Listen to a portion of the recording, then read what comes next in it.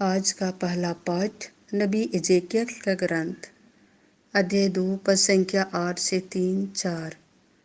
उसने मुझे यह पुस्तक खिलाई और उसका स्वाद मधु जैसा मीठा था।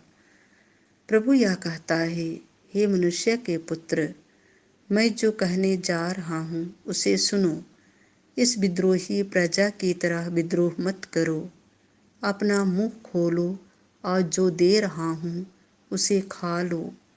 मैंने आंखें ऊपर कर देखा कि एक हाथ मेरी ओर बढ़ रहा है और उसमें एक लपेटी हुई पुस्तक थी।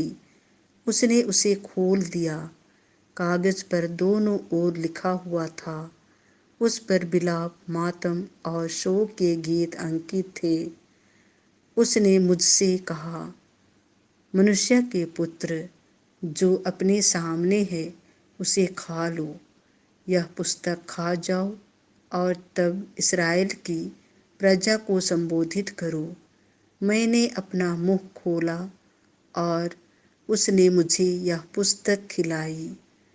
उसने मुझसे कहा, मनुष्य के पुत्र, मैं जो पुस्तक दे रहा हूँ उसे खाओ और उससे अपना पेट भर लो। मैंने उसे खा लिया।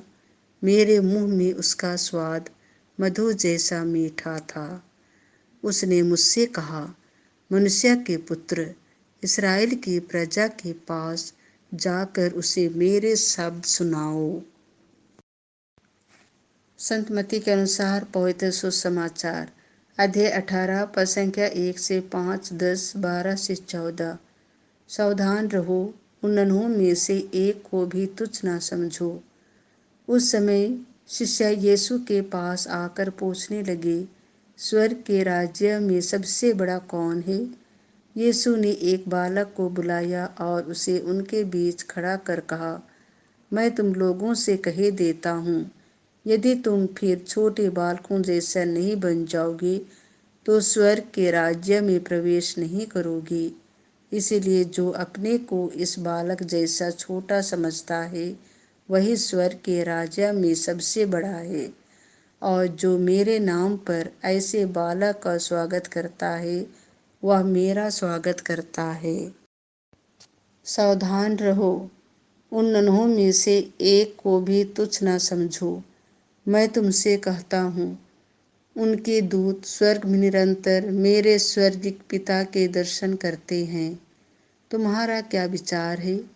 यदि किसी की 100 भेड़ें हों और उनमें से एक भी भटक जाए तो क्या वह उन 99 भेड़ों को पहाड़ी पर छोड़कर उस भटकी हुई को खोजने नहीं जाएगा?